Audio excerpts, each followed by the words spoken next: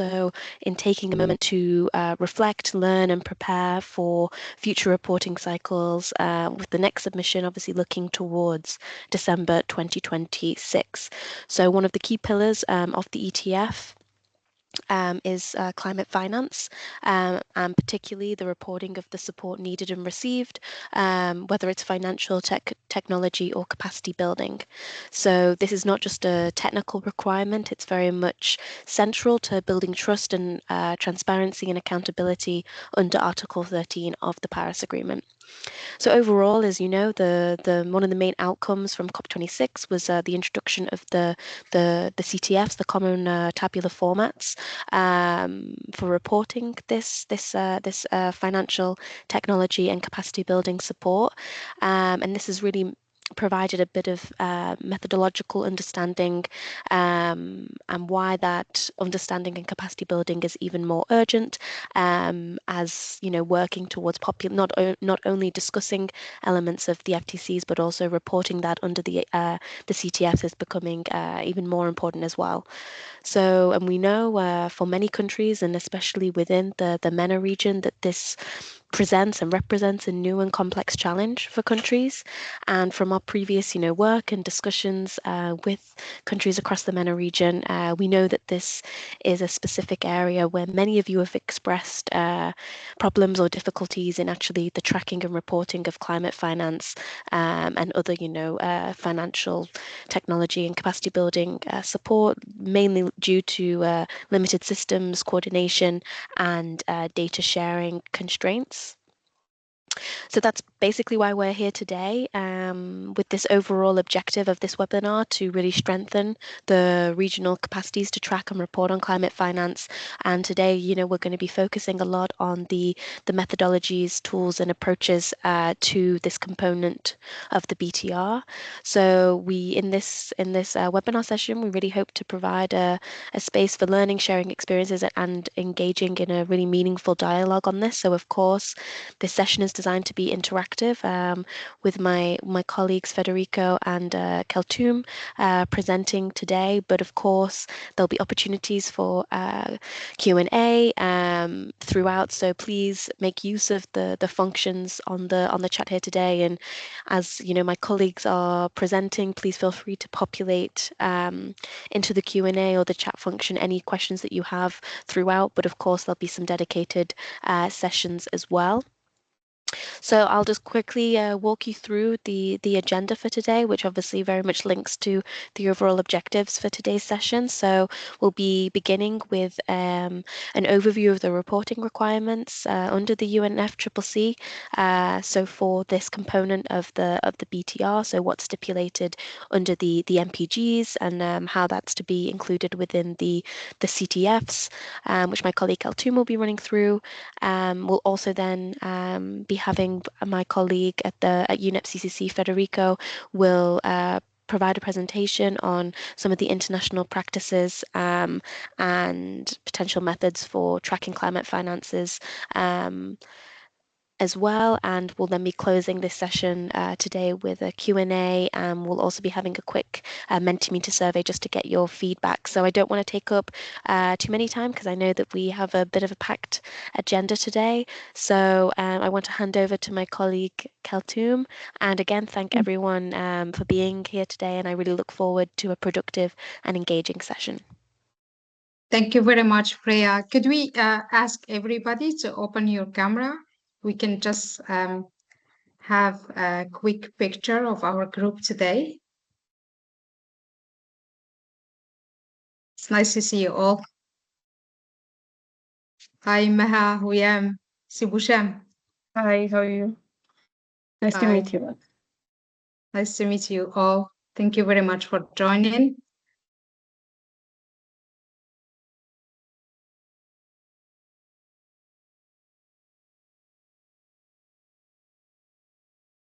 Just a couple of seconds.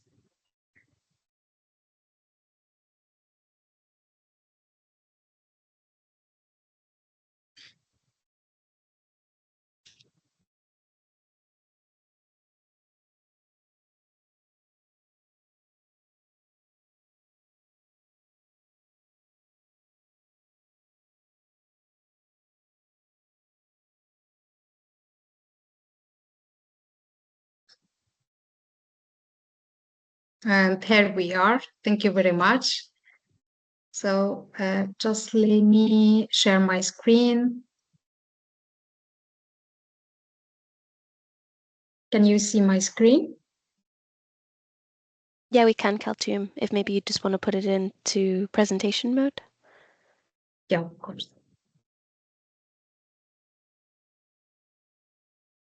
Brilliant.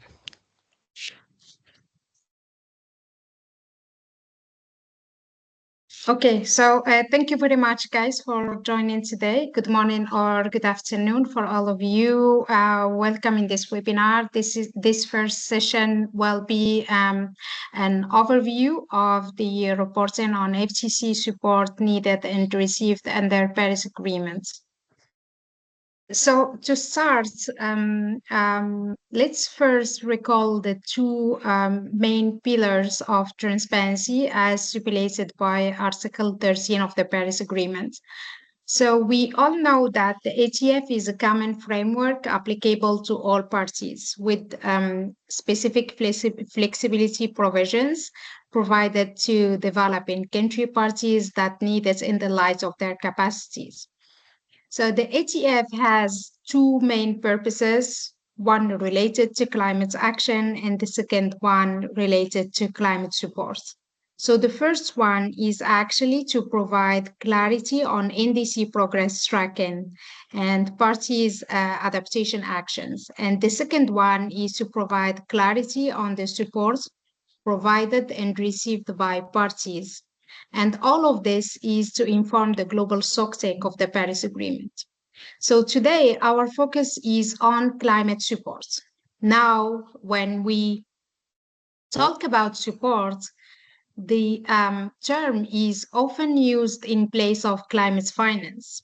However, there are some important differences, even if we know that there is no agreed definition of climate finance under the UNFCCC, which is available for now, but it's generally understood as a broader concept that covers all climate-related expenditures.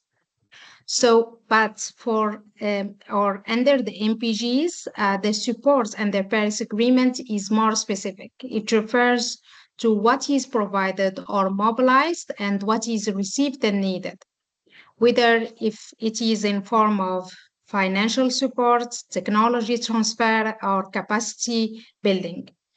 And this distinction is a key actually because it directly links to how countries report and track their needs and resources mobilized to meet their NDCs and climate strategies. So now the support, it means the three topics or type: financial, technology developments and transfer, and capacity building.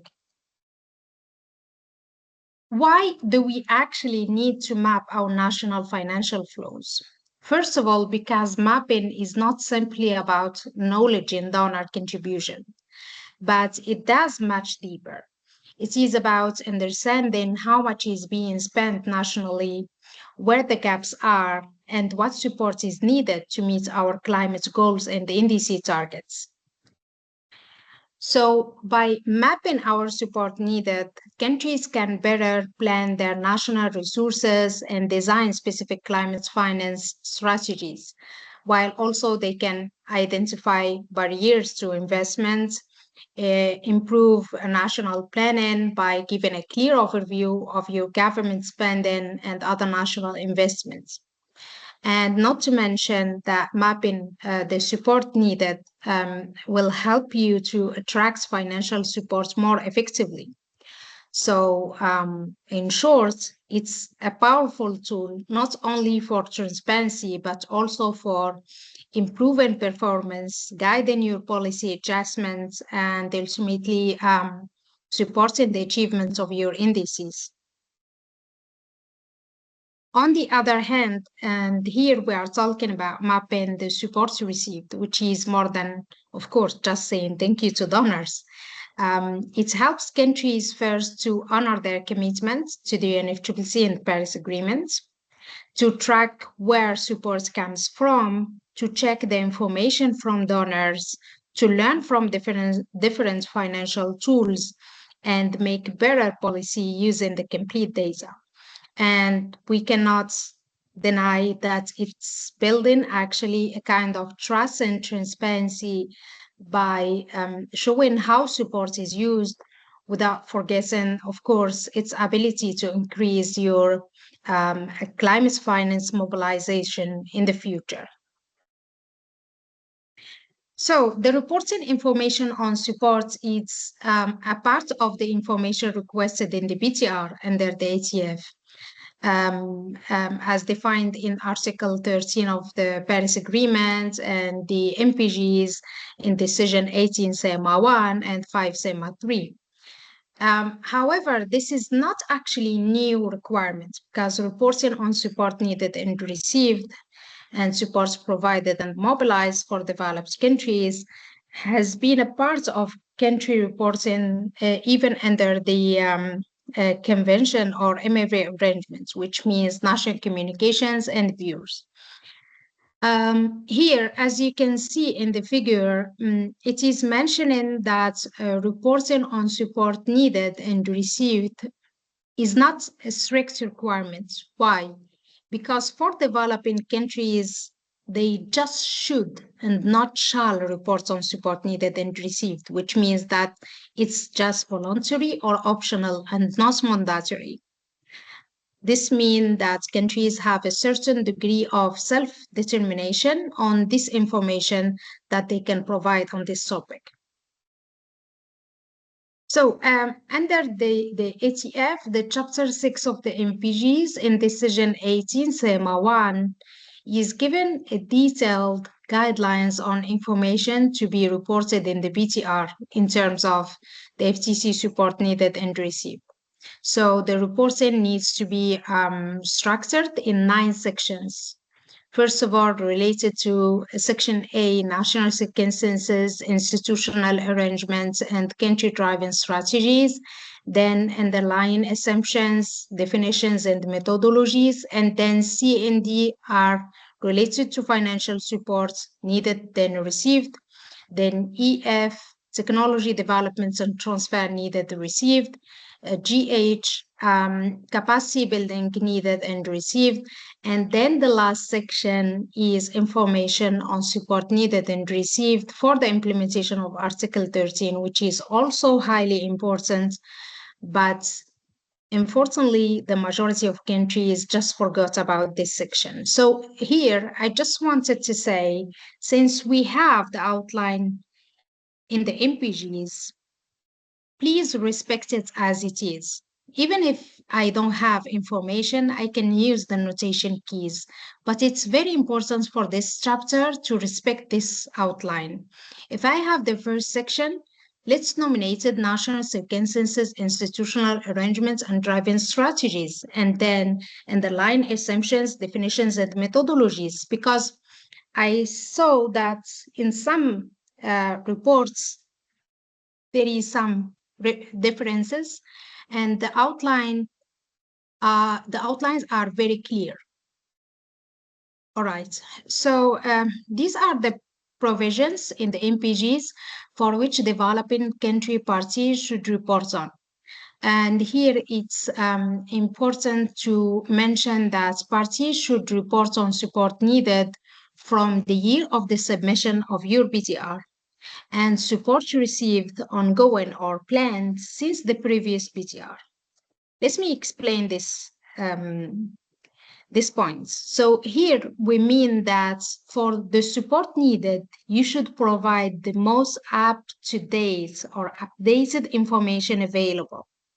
And for the support received, you should continue reporting from the year where you left off in your last view.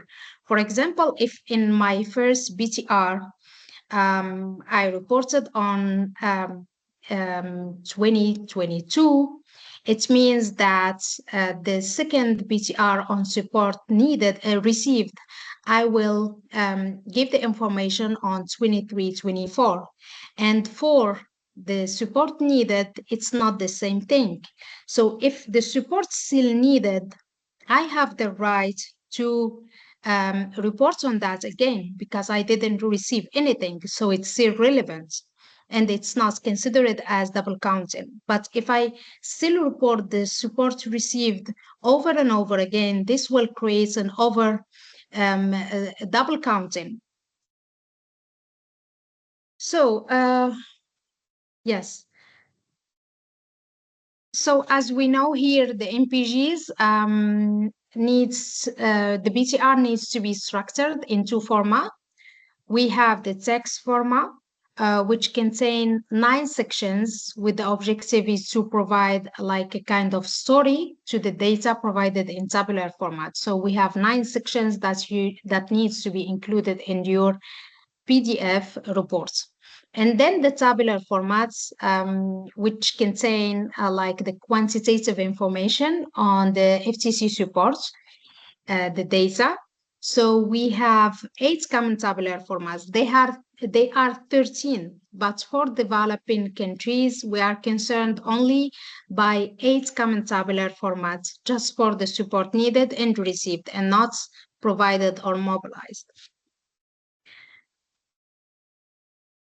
So here, the first section, A, national circumstances, institutional arrangements, and country-driven strategies.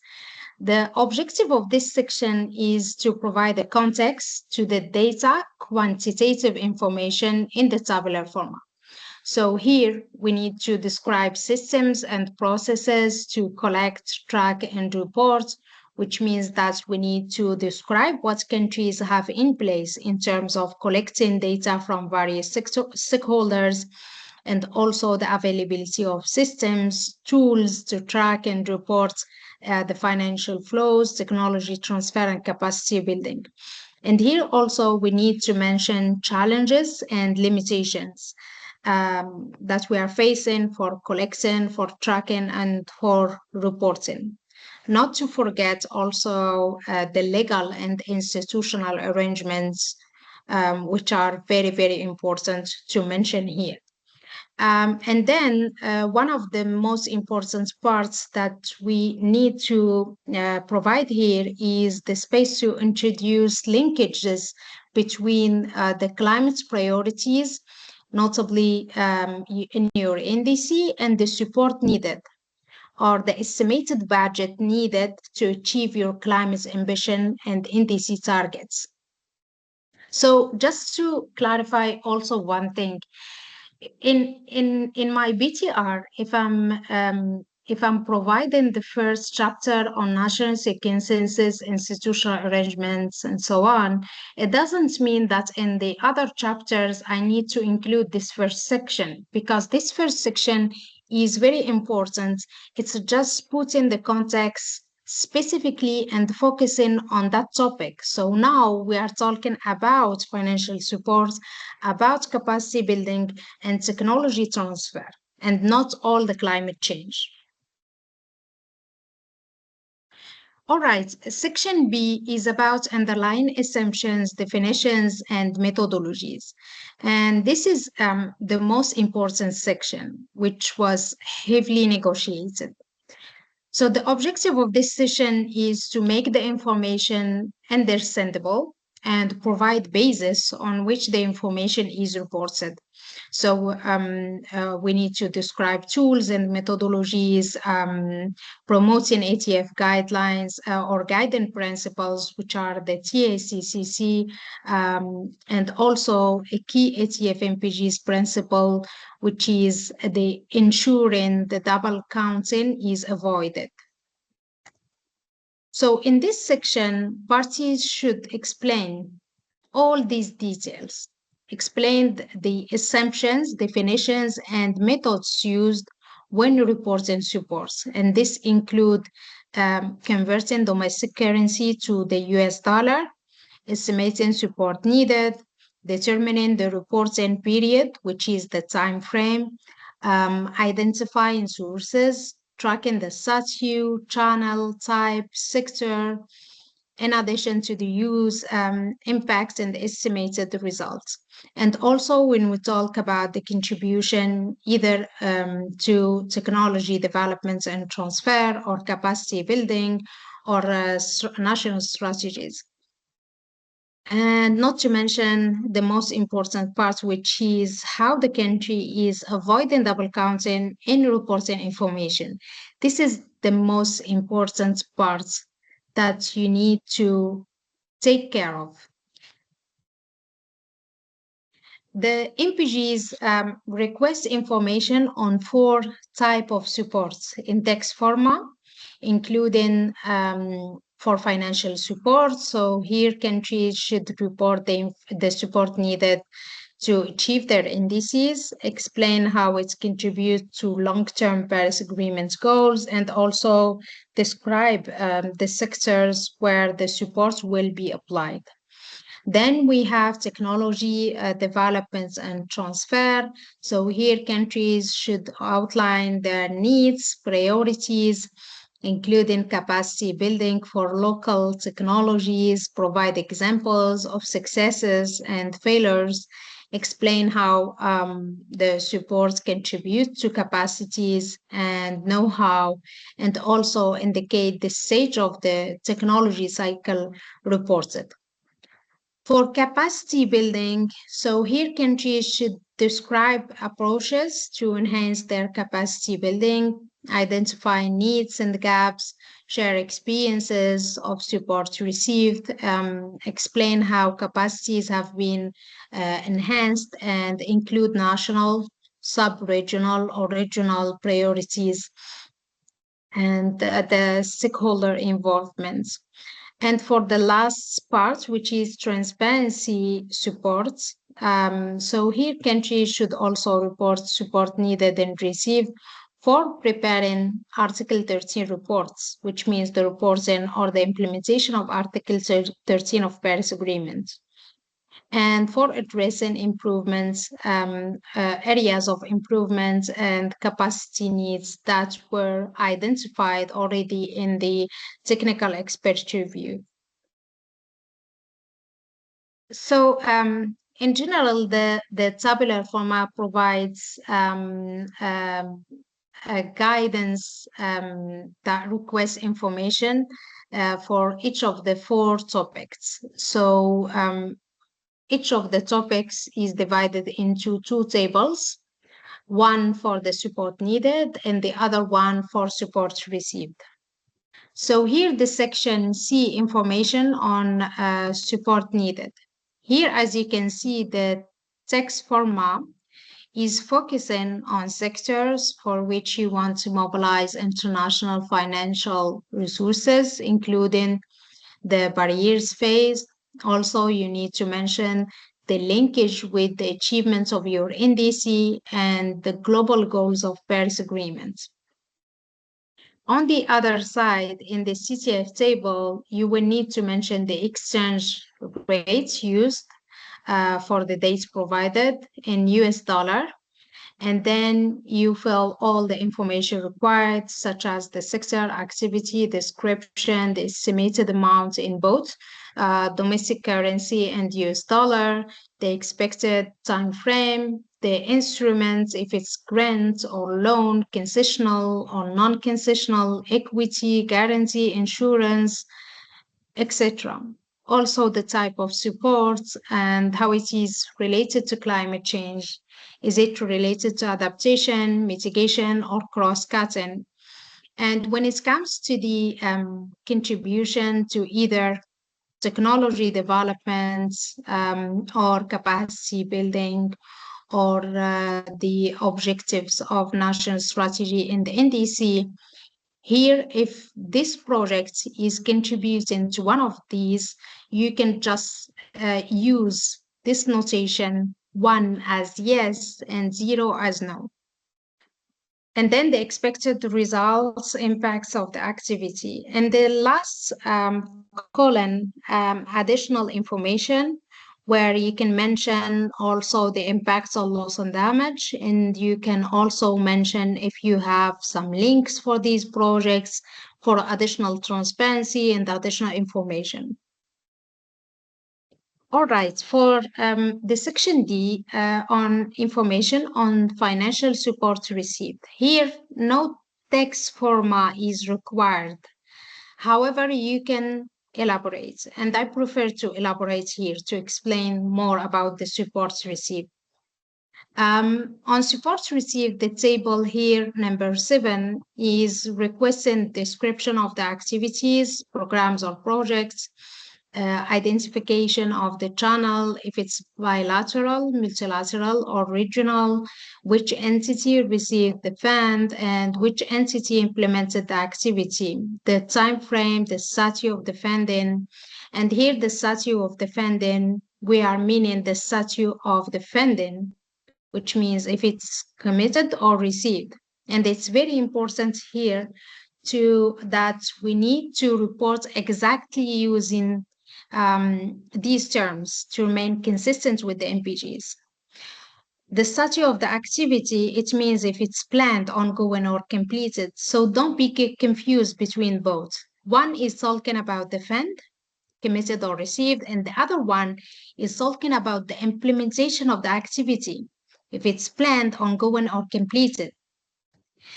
And then use impact results, and then loss and damage that we can mention in additional information or some links. Now, the second part is about technology developments and transfer, the support needed. Regarding this section, in the text format, you need to focus on plans, needs, priorities, including those from technology needs assessments and enhancements of indigenous capacities and technologies. For the CTF table, number 8, it requires like a description of the support needed, in order to implement that activity. Also, you will find you will need to report on technology types for this section and other information, and no amount or budget is required here, just to avoid double counting, and we will talk about this later. Section F, information on technology transfer received, and the text format here has a focus on case studies, so how the supports contributed to the technology development and transfer, and the state of the technology innovation cycle, including research and development, demonstration, deployment, transfer. And regarding the CTF table number 9 is similar to the financial support received table, but it doesn't require the budget. So here you need to provide description of the activity, also which entity received the supports, which entity implemented the activity, the statute, etc. For G, information on capacity building support needed. This is the third type of supports. So for this section, text format need to highlight the approach that the country is seeking to take to enhance its capacities, the needs, constraints, gaps, and the impacts on the reporting information. And then in CTF number 10, the table is requiring like a description of each capacity building support activity and which sector, subsector, time frame, etc. The same thing for H, information on capacity building support received. So for this section, the text format needs to show some case studies, some key success and failure stories, and how the supports enhance the capacity building. And you can mention also information on the support received based on the geographic structure or level, if it's national, subnational, or regional, and include some priorities and the involvement of the stakeholder or the coordination or institutional arrangements or whatever. And CTF 11 on the other side, so you need to provide detailed information on your activities with their description, with the entity receiving the fund, with the entity implementing the activity, and the status of the activity, if it's planned, ongoing, or completed.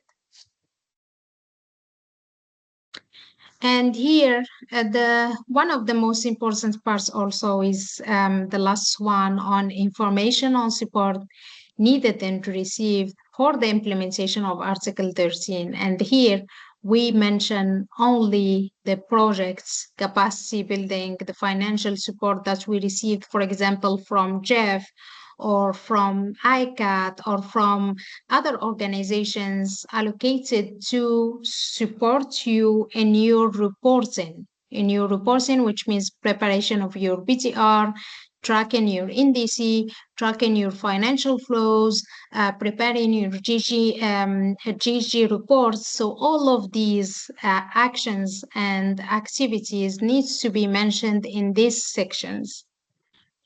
So the last part is related on to the implementation of Article 13. So here the text format contain the support for preparing transparency reports and addressing the areas of improvement identified by the technical expert review team, which means that when the technical experts review team, that they will help the country to identify some areas of improvement, to identify also some capacity needs. So this part is actually providing answers. So the table 12 on support needed is requesting description of its transparency related capacity building, support activity, the objective, duration, which entity will receive fund, how the country has determined the results and the impacts of that activity, including what assumption, definition, and methodologies were used. And the table on support received here, it's requiring the same information as the support needed.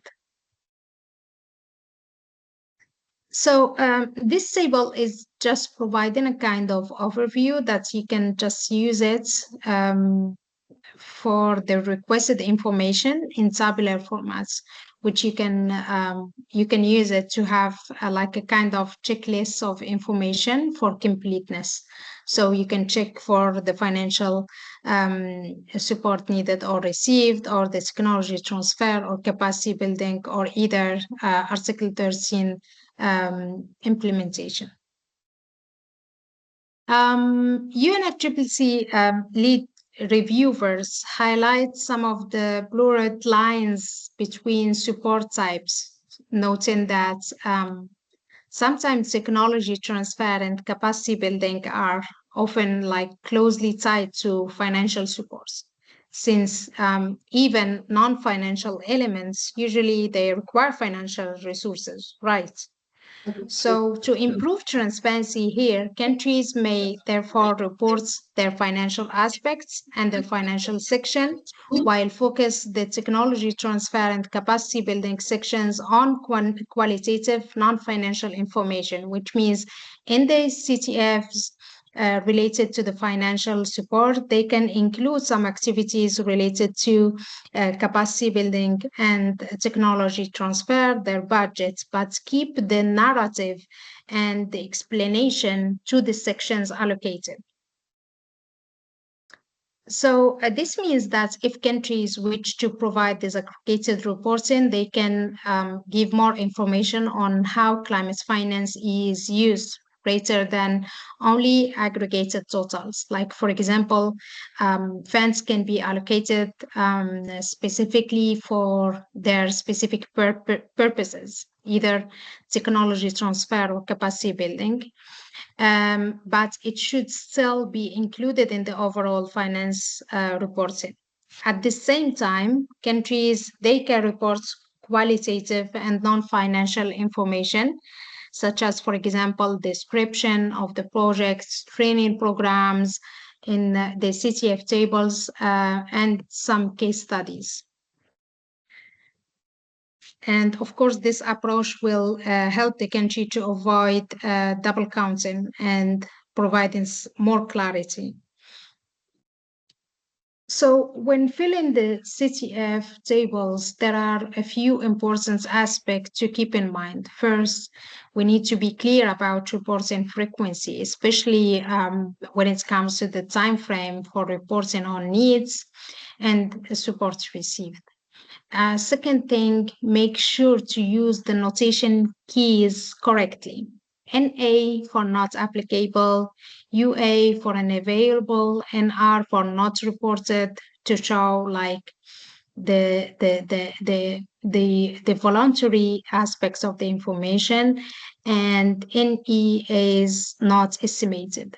And the third point is that always we need to link our tables with the BTR section that explains assumption, definition, and methodologies used, which is section B.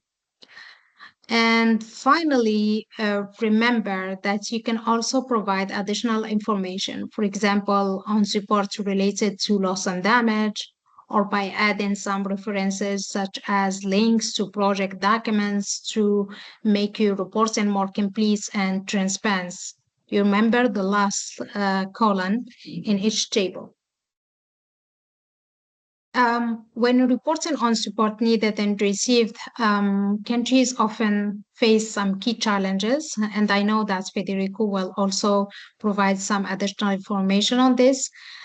This could include lack of data and tracking systems to estimate the supports, and weak institutional arrangements and ownership and coordination. There are also some difficulties in reporting on the use, impacts, and results when it comes to adaptation, and some challenges in integrating gender consideration into the reporting. So here, as conclusion, countries have a certain degree of self-determination on the information that they provide on support needed and received. Where all we agree that this section is just voluntary or optional. But we all acknowledge also that tracking the support needed is in itself not only a useful piece of information to have for own country planning purposes, but also enhance the visibility of your needs. And they can also help you to attract international support in itself. And this is actually providing a strong reference for future requests for support that's often required to be aligned with your country priorities. On the other hand, and for reporting on support received, other than showing just good management and accounting practices, it also enables developing countries to tell their version of the story on the flows of financial technology transfer or capacity building that you really received in your country. And actually, this can also provide a kind of new perspectives of the global assessments of climate finance flows. So thank you very much for your attention. I think that's all from my side. Freya, over to you. Thank you. You hear me, Kaltoum? Yes. Yeah, sorry. No, thanks for that, Kaltoum. That was great. So now we'll just break for a short Q&A. So if anyone has any questions for Kaltoum, please go ahead and raise your hand. I don't see any questions on the Q&A or in the chat.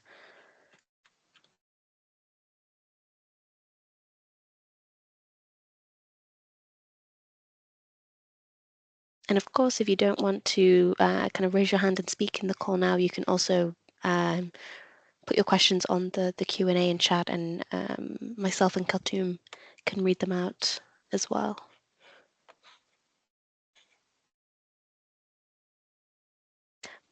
Well, I'm not seeing anything, so obviously in the interest Everything of is clear. everything is clear. Obviously, Kaltoum was she was very clear in her presentation, for sure. Oh, I can see Mohamed Usaw from Mauritania. Please go ahead, Mohamed.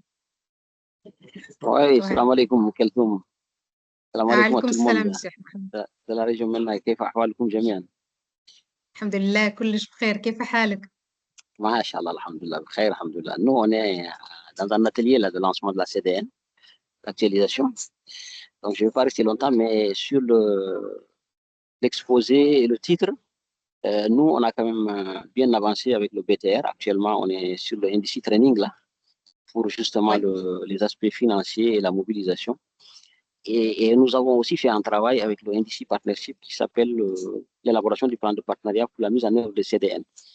Et ce plan nous a permis d'avoir une cartographie, un mapping de tous les projets financés sous l'angle climat en Mauritanie. Donc, ceci nous donne un peu une vision globale de ce que nous avons pu mobiliser dans le cadre de la CDN passée et que ça va nous donner aussi une vision sur ce que nous pouvons demander dans la prochaine CDN 3.0 qui va arriver. Donc aujourd'hui, nous avons quand même cette vision globale. Et l'autre point que je voulais partager, c'est que ce plan de partenariat est partagé aussi sur le site du NDC Partnership. Avant, tous les partenaires peuvent déjà le visiter et voir qu'est-ce que la Mauritanie a pu mobiliser. Et s'ils sont intéressés par des appuis ou des projets avec le pays, donc ils pourront se positionner par rapport à ce qui existe déjà. Donc, ce qui est quand même une avancée majeure dans ce que nous faisons sur ce travail de tracking. Et maintenant, là où nous aurons besoin encore de plus d'appui, c'est surtout dans la mobilisation des fonds climatiques. Et là, il y aura besoin d'un renforcement des capacités. Mais sur la transparence aujourd'hui, il y a une vision claire de ce que la Mauritanie a pu mobiliser et de ce que la Mauritanie aura besoin comme appui supplémentaire à travers cet outil que je viens de vous partager. Voilà. Donc, c'est tout ce que je voulais vous dire et je vous remercie. Je ne sais pas si je peux rester longtemps parce que la cérémonie va bientôt commencer avec Madame la ministre, donc je serai obligé de couper. Mais c'est ce que je voulais partager. Merci beaucoup, Mohamed. Merci beaucoup d'être venu. Merci beaucoup de participer. Merci. Barakallahu fikum. Shukran. Merci. So, Mr. Mohammed just explained that in terms of transparency, so Mauritania is doing very well in preparing its BTR. So they already in collaboration with NDC partnership, I think. So they provided or they established kind of mapping of financial flows received under the NDC1. And this helped them also to not only for transparency and for providing the information under the PCR, but also to be well prepared to launch their NDC 3.0. And actually today is the inception meeting for their NDC 3.0. He mentioned also that you can reach out to him or to the country or even in NDC partnership website to see some of the activities that they prepared together and established on NDC tracking.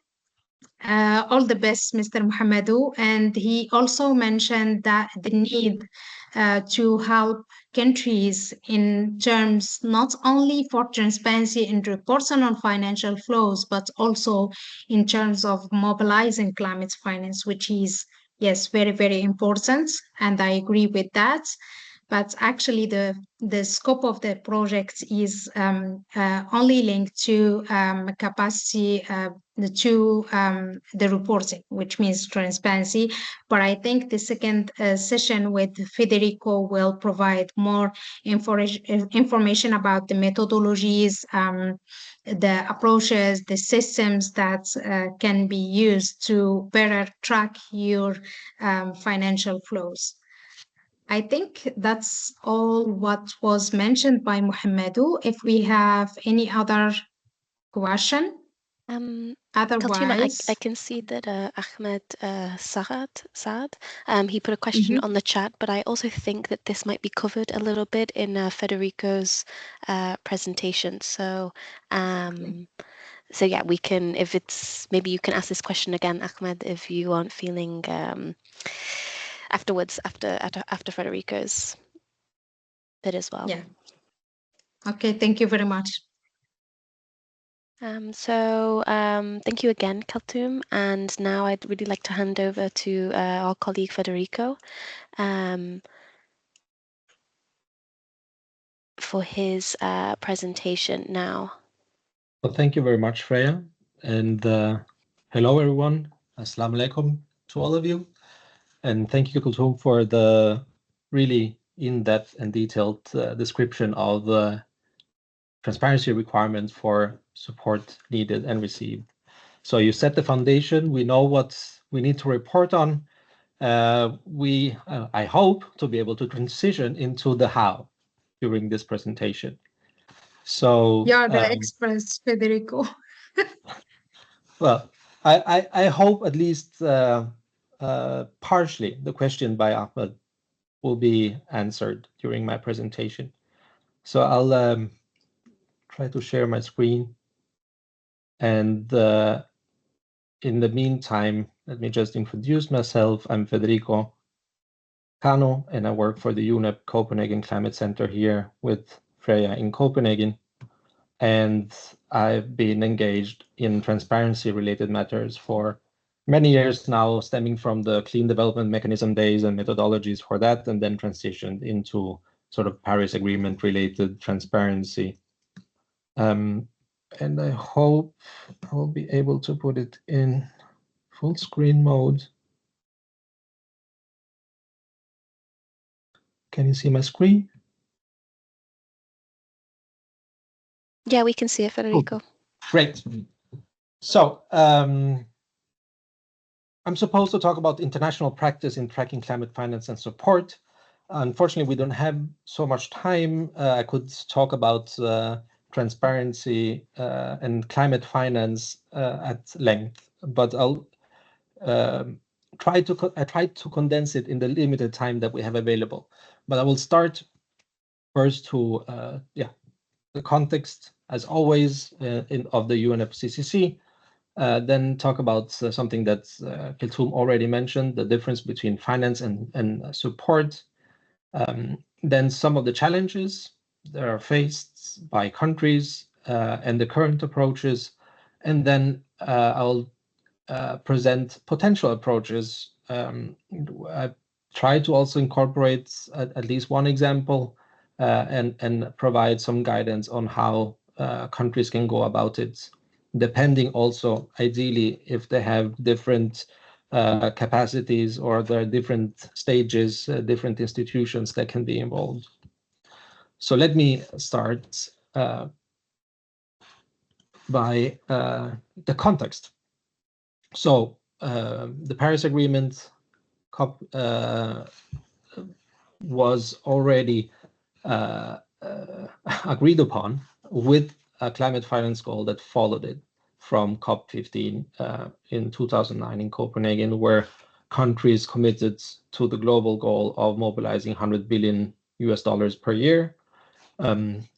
We didn't meet that target by 2020. We were 2 years late, but according to the sort of work done by the OECD that had been tasked to track these targets, that goal was met in 2022. Important to note that is climate finance, financial support provided and mobilized, and I will get back to these aspects later. Now we have a new goal. COP29 closed with a new finance goal. So the new goal is to reach 300 billion annually by 2035.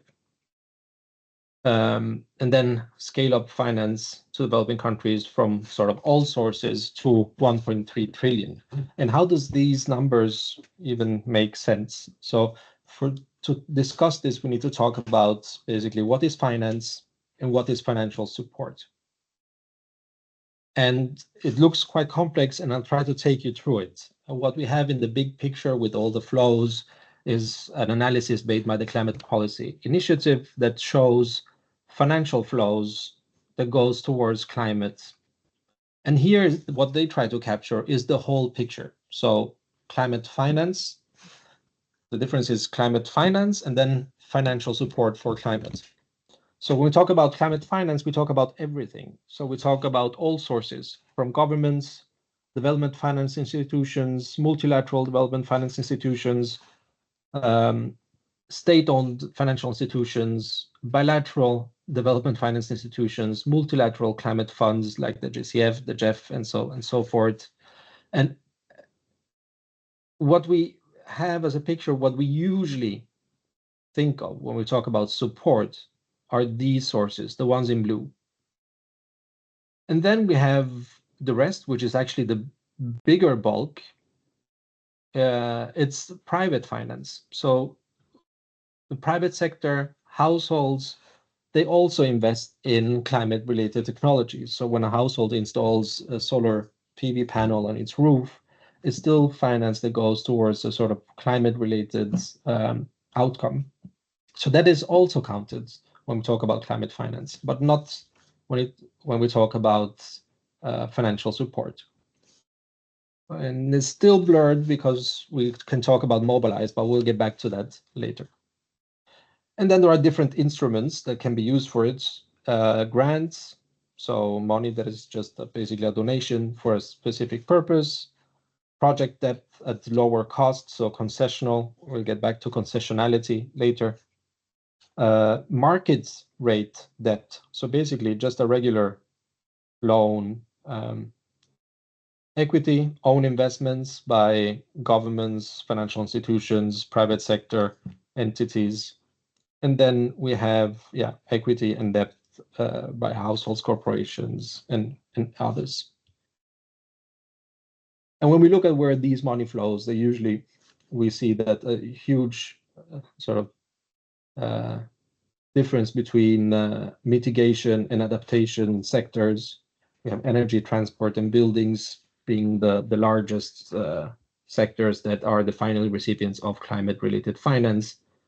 And then we have forestry, water, industry, amongst the smaller one, waste as well. So the big part, all investments by all sources that goes towards a sort of climate-related outcome, climate finance. There is no common definition about it, but this is usually how stakeholders look at it.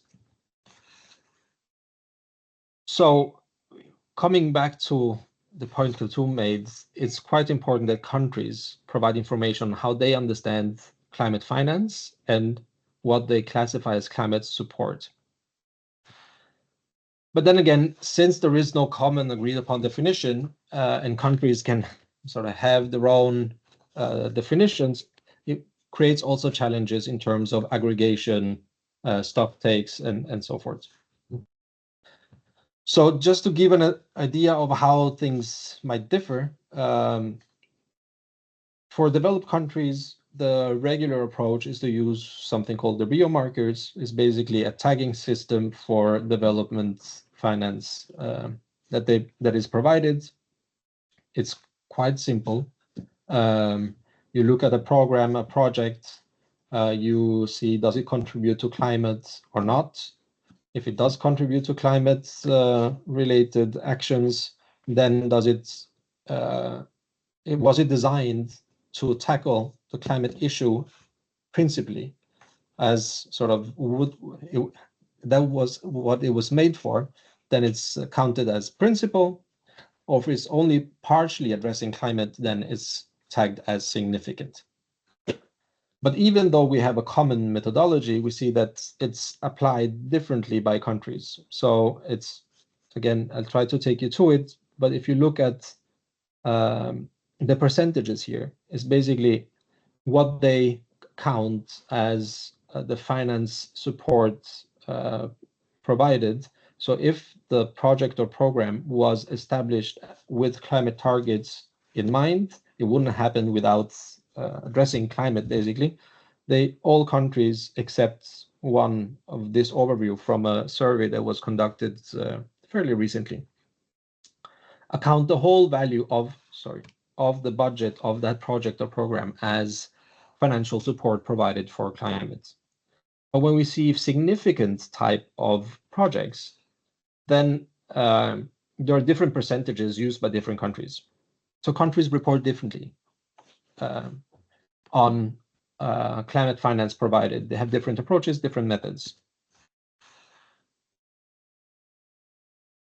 And on top of that, countries can also report on climate finance mobilized. What does that mean?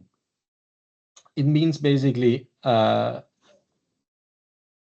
finance provided by the private sector, so commercial banks, even, households. It can be basically several programs where the finance is mainly provided by the private sector, but it is assessed that that would not have been possible without an intervention by the public sector, by the donor.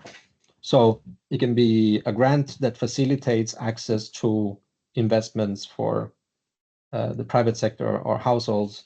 It can be loans that would not have been made available by the banking sector without a specific support, or guarantees, for instance. And in this overview to the left, you have sort of graphs that indicate shares between climate finance provided directly, and then the one in the purple is mobilized. This is an old overview, but it shows that the challenge of a standardization of approaches is even larger when we talk about the reporting from developing countries. This is mainly because there are no requirements like developed countries have from the OECD on reporting development assistance with a common approach. So the reporting by developing countries has been more scattered, basically what is included, how it's reported, the information, and so forth. We know that this is changing, especially also due to the MPGs, which provide a more detailed guidance and structured approach on what to report, at least. So with the common table formats, we have this picture already looks quite different. But there are still challenges that remain from the observed BTRs that have been submitted. Many countries do not have a fully functioning climate budget tagging system. So, and I'm coming back to climate finance versus support. They're not necessarily the same, but you need to have an overview of your national climate expenditures, expected costs, and so forth, to be able to communicate something on support needs. So with that in mind, without having an overview of what you spend for climate, what you have available to spend for climate-related actions and measures, it is hard to say where you are in terms of financial needs for implementing your NDC.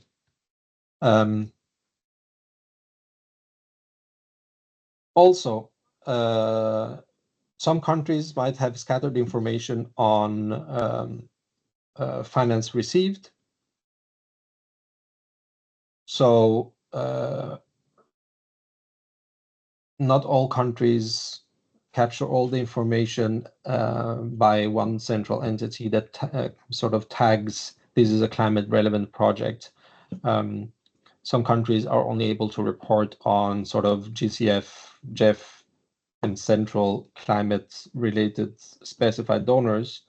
But when the developed countries report, they report a much larger projects portfolio, because they capture actually other development assistance projects that have a climate component within them. On the technology development and transfer, we see that the BTRs have reported really minimal information, and countries often lack a method to capture this information from projects. Basically, technology development and transfer support received, blur lines between, is it technology development and transfer, is it capacity building? Unfortunately, we don't have time today to go into the details of the technology development, transfer, and capacity building support, but I think it's still quite important to keep in mind that these are support types that are quite central in terms of facilitating the implementation of the NDCs, and are also quite often forgotten, I would say, when countries do their NDC costing, investment needs, and so forth. Actually, many countries looking back from the analysis that they do often realize that costs related to capacity building, technology development, transfer were not necessarily taken into consideration. And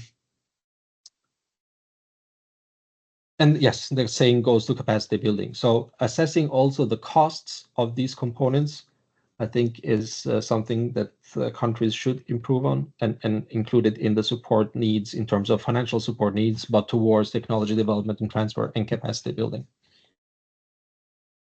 And then for transparency, we see that few countries have reported a detailed overview of transparency-related support received and needed. And even for the ones that have reported some, there might be only support related to national communication, BTR. But we know that there are many other transparency-related initiatives, many projects and programs also have transparency-related components, so that could also be improved. Well, of course, I understand that deadlines are tight, data and capacity is limited. So I would say, in general, I think we have a good outcomes in terms of at least having BTRs and having a common approach to reporting. This is the result of analysis of the first submitted BTRs, where 49 out of 55 developing countries included elements of support, but we see that there were quite few that provided information on support needed and received in the tables, because basically data and information was not necessarily available. So less than half were actually able to provide information in the tables, while there was some textual, at least most countries provided some textual information. And then again, approaches and methods differ widely, so it's actually quite hard to have a sort of aggregation and comparability, especially if you want to compare what developed countries report is climate-related financial support provided. It's really hard to compare it with what is reported on support received. But I think that with time, hopefully with time, we will have a better overview, which would actually, I think, create or provide some good perspectives that countries can bring to the COP for negotiations and discuss actually what is provided, what countries see are coming in terms of financial support flows. That said, this is the challenges. Let's go to approaches. What we see, or at least what many countries say, is the challenge is the availability of data and information. I think here, and this is just a personal observation, we see often that ministries of environment, climate change departments, basically the institutions tasked with the reporting, which have the requirement basically in the government to be the entity coordinating this, they have challenges receiving the data and information from other institutions. When we talk about support received, at least, I think here that the ministries of finance are central stakeholders that need to be involved and more deeply involved. Some countries have sort of climate change committees. I think that also helps to basically, and especially also when you look into support needs, it's really hard for climate change departments, Ministry of Environment, to have a clear picture of what the needs are in each sector in terms of what are priority investments, what are the costs, what are already, funds and resources are available through the national budget, what will be needed from outside, and so forth. So in this sense, it's a huge task for the entity tasked with the reporting to coordinate with all these institutions. I would say the first step would be Ministry of Finance or the coordinating body, multi-ministerial body that coordinates. And then you would have the sources that they could receive that information from.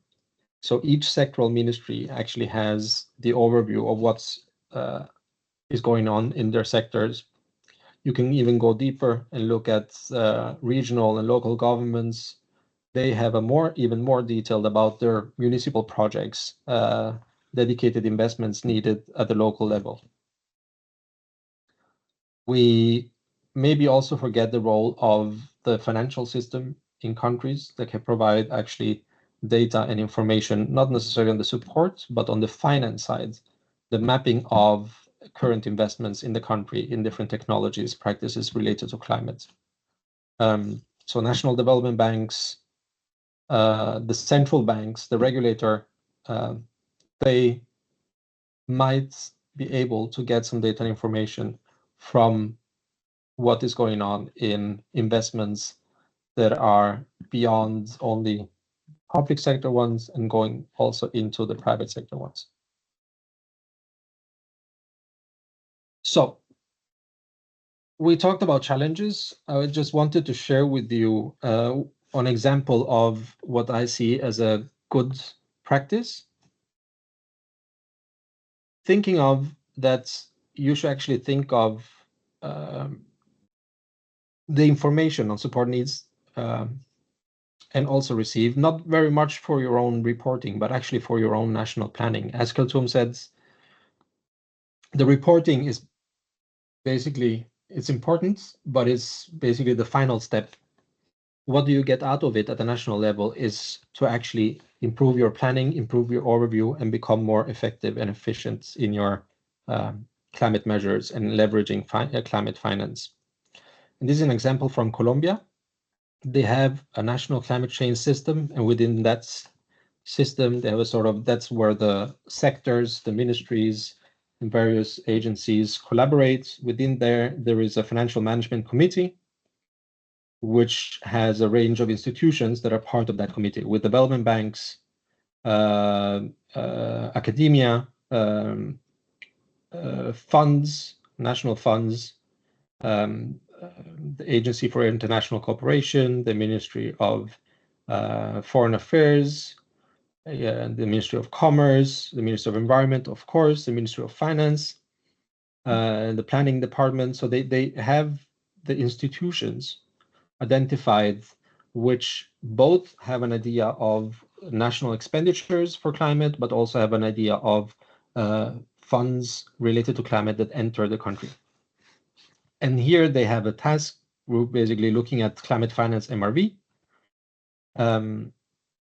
And what they did is basically looking at the systems that are available in their countries already.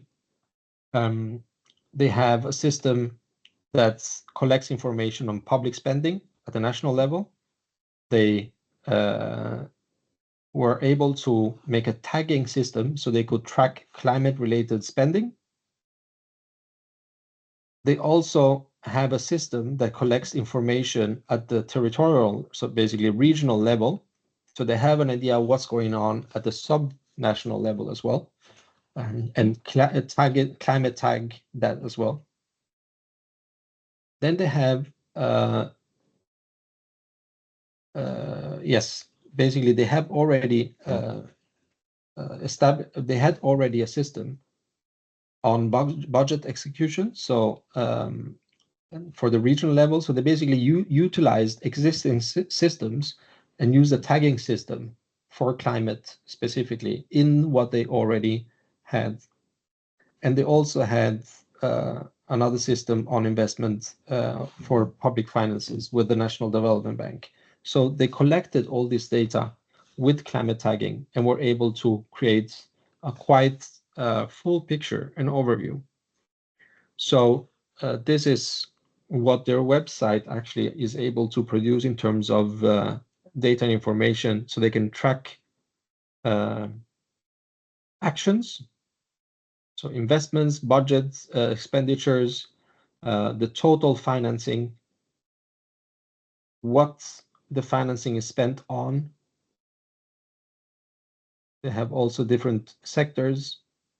If it's for mitigation, adaptation, or both, if it's public, domestic, public international, or private sector spending, and they can look at and make analysis of the flows, which is not only, I mean, you don't do all of this for making a BTR. You do all of this for your own national planning purposes and overview. I think that is where the big value is. Mauritius is a country that is stepping up in terms of their reporting, and they have established sort of a institutional arrangements, which is basically mandated by their climate change acts. And there you have basically, just to show the structure, that you will have a department for climate change that is there and has the mandate to report, but they will actually need the Interministerial Council of Climate Change to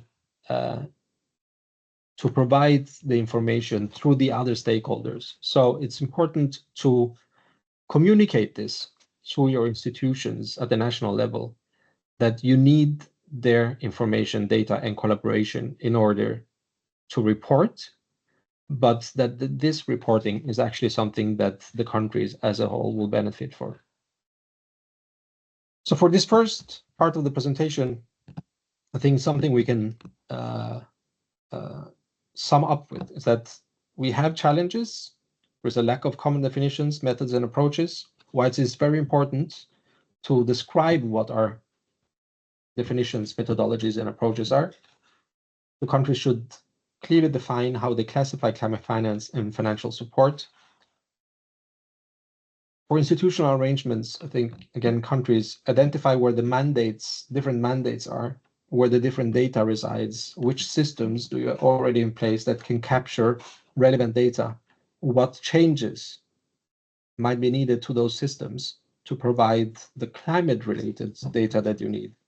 And you can structure arrangements for tracking climate finance based on what you already have.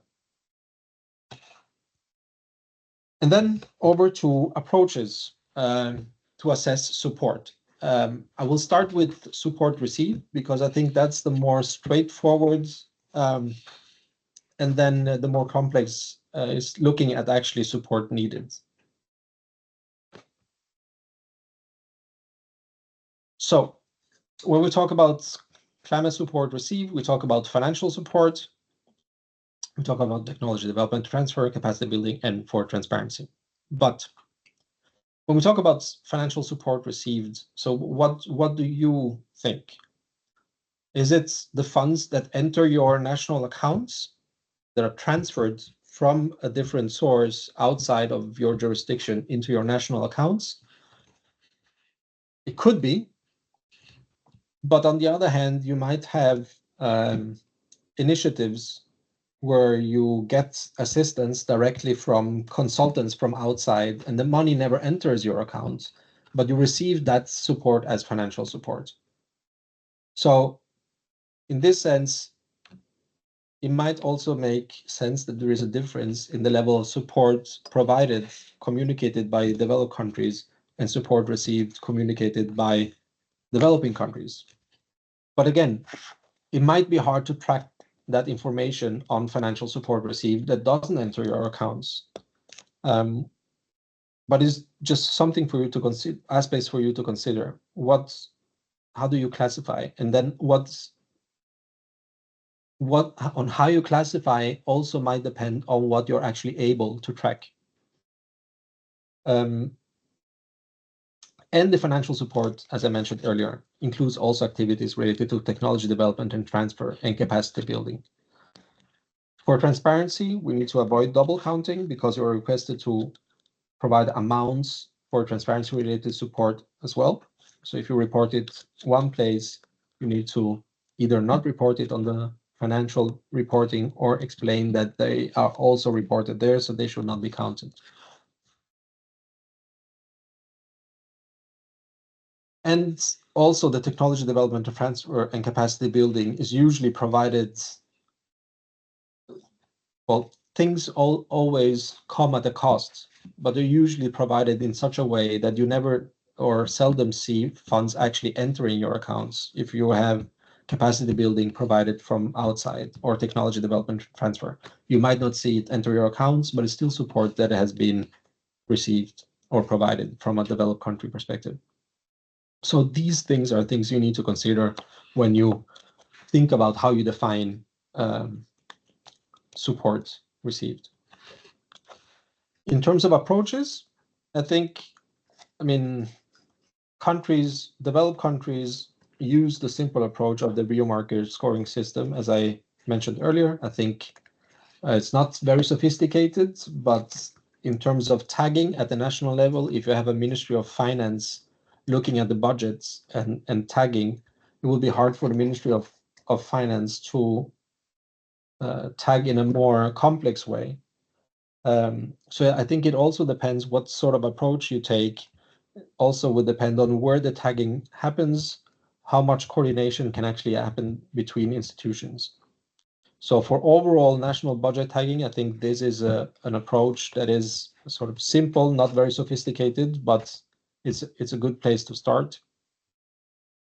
You can decide if you want to assign different weights to projects or programs that are basically 100% climate or less percent climate, and have fixed percentages, for instance. It's not necessarily something you need to have fixed percentages. So you can have a biomarker scoring system, but you apply different type of percentages. And this is an example of different weights that is used in one of the approaches provided by the Climate Policy Expenditure and Institutional Review, which is a bigger exercise, but this is looking at tagging specifically. So you have different types of weights or ranges of weights and a description of what is required to fall within that range. You could use that approach. It provides more disaggregation. It's maybe a little bit more precise. But if you want to be really precise, you would need to look at each individual project component and activity in projects and tag each of them and their respective budgets. Would be very time consuming, and you would need a decentralized approach, and you would need project managers involved. I don't think that's very easy to implement, but countries looking at implementation now, it could establish systems that when a new program project activity enters, that is part of that initiation process. I also want to talk about concessionality. And what is that? Concessionality is what we refer to the level of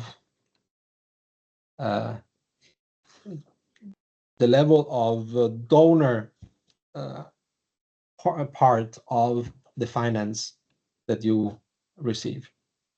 So when we look at the financial support received and countries report, they report on amounts and instruments, financial instruments.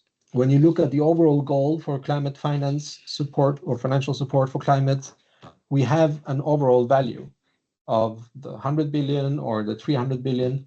But when you look at different financial instruments, a grant, so basically a donation, is very different from a loan. So you could even say that a loan, even though it might be classified as support provided, is something that is repaid often with interest. So in the end, you end up repaying more than you actually received. So is that support? It can be argued for, against. It really depends on how you define support. I would say that countries that have challenges in finding finance for investing in climate actions, if you receive a loan that is at a lower interest rate that you would have been able to get on the market, or you can actually not find loans for that specific investment on the market due to different challenges that different countries might face, it could be classified as support. Some countries have expressed in consultations, not officially in negotiations, that I am aware of that's only looking at the concessional component of the financial instruments should be classified as climate finance. So basically, if you take a loan, for example, and you can get a loan at 6% on the market, but you get a GCF loan of 2%, then it's the 4% difference that should be the support that is reported. So again, things to consider in terms of how you define, how you look at things.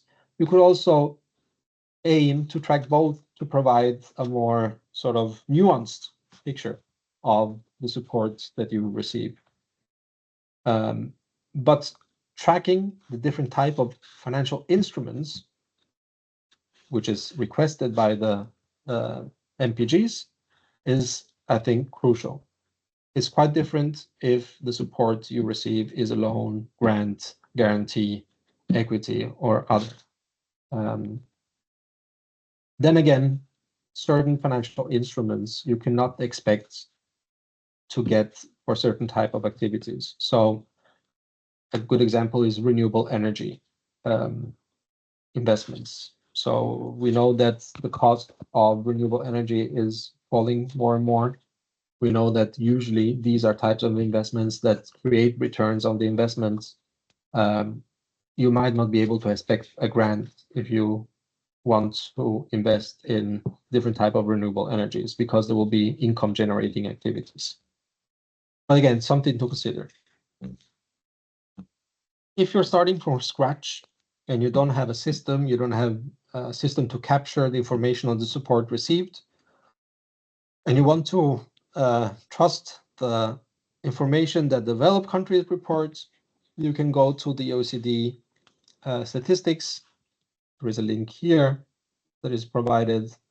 There is some general information on the main website of the OECD, but you get a sort of big Excel table, and there you can filter the support that has been reported by developed countries, and you can filter it by, of course, your country, region. You get the year, the provider, the amounts, the scope, the sector and subsector, the financial instrument used, and a short description of the activity, which actually fulfills most of the items that Keltum showed on the tables, on the reporting table. So that could be a sort of start if you don't have anything else. Even if you have a system in the Ministry of Finance, or you're the climate change department of the name of the institution that manages, right, has the mandate on climate, and if you have your overview, I would actually advise you to just consult these statistics to see what have developed countries reported. Is there anything I missed? Is there anything I don't think is climate, or maybe should not be climate, on how I see climate and have defined climate? Basically provide some overview of what countries have reported they provided to you. Not only countries, but also multilateral sources, so GCF, GEF, and others. So you have data available as a basis that you could start with, but you should make your own assessment of what you consider is climate relevant, and consider using weights in terms of the relevance of different initiatives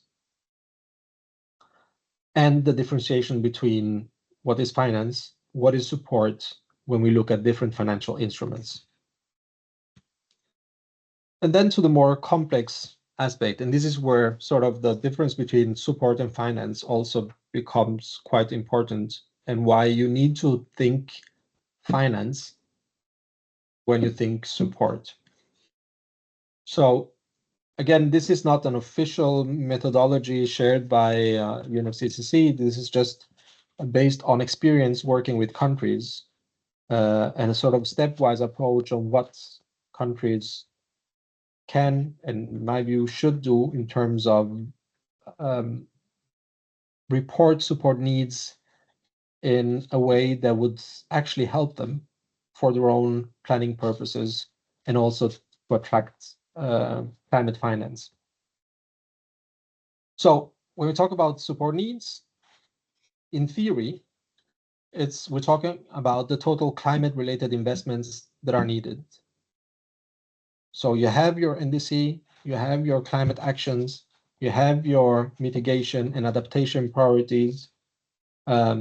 What are the investments needed to implement those actions that you have listed in your NDC for both mitigation and adaptation? And this is looking at both investments from public, private sources, national sources, and international sources. When you have those investment needs, you can then take away what you already have available. So what are you already budgeted in your national budgets? What is the private sector already investing in that will cover that? You can think of the difference between the with no action and with existing action scenarios. And here there might be overlaps. So we need to look at the definitions again. So we can think of the full size of the investments, but the full size of the investment is not the support that you need. So what are the barriers? What is the gap that you're trying to fill? And what is the barriers that you're trying to address? And then what is the level of concessionality? What sort of level of grant equivalent do you need to make those investments happen? And I'll try to take you through sort of step by step. So basically, what I'm trying to say is that you cannot communicate what your needs are without having an overview of the costs. So what does it cost to make all the investments? So this is the first step. You need to map the costs, investment needs for the NDC action by action. A lot of countries don't have necessarily NDC actions that are directly translatable into investments. So you need to translate whichever policy targets programs into what does it mean in terms of activity data. And this activity, what are the costs related to these activities? So we need to look at technologies, early warning systems, PV systems, but it can also be adaptation related, seawalls, reforestation, water treatment, and so forth. What are the costs of these actions? And then when you have the costs, what are your capacities to actually implement it? What technology do you need that you don't have? What are the technical capacities of the institutions, the individuals to be able to implement it? And what are the costs associated with this technology development and transfer and capacity building needs? So when you have this full overview of the costs, we see that some countries report the full overview of the costs, which is, I think, a very good start, but it doesn't necessarily translate into what your needs are. As a donor, just having an overview of costs, it wouldn't tell me how I can support the country in making this happen. To be able to say anything about that, I think that countries, first of all, for each action, you look at, okay, we have an overview of the costs on the investment needs for this action, but what type of action is it? Does it actually generate revenues? As I mentioned earlier, for renewable energy, for instance, if you just put up the cost of your next solar PV plant, that's the costs, but it will also generate an income over time. So you need to look at the sort of financial viability of what you're trying to implement, and then when you have compared the costs and the benefits of what you're trying to implement, you can have an overview of what your gap is action by action. When you have that, you look at what are the available resources that you have already. And this is where the sort of conditional aspects of the NDCs come in. So you have an overview of the costs, you have an overview of the benefits, you have an overview then of the national sources that you have available. And with national sources, depending on the type of actions, you want implemented, you look at both national sources of finance and how the private sector behaves. What are the private sector investments already flowing into that source of technology or activity? So when you have an overview, and it's not easy, but when you have an overview of this, you subtract these national sources from the total investments, and you get the needs in terms of value or amounts. But that doesn't tell you what sorts of financial instruments you need for implementing each of these actions. So you need to actually look at each action and look at what are the investment barriers to making that happen. And different types of actions might have different types of barriers. So again, constructing a seawall for adaptation is usually regarded as a public sector infrastructure project. Barriers there might be limited national budget availability. When you look at private sector investments in solar rooftop PV systems,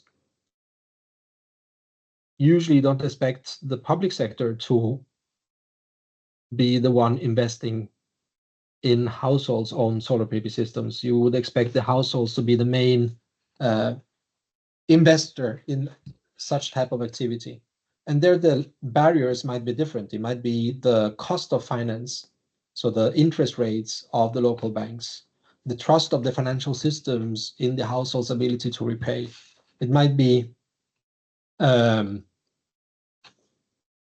for different type of activities, basically different types of barriers. But when you have this overview of the barriers, you can then identify which sort of specific financial support in terms of instruments and concessionality level you will need.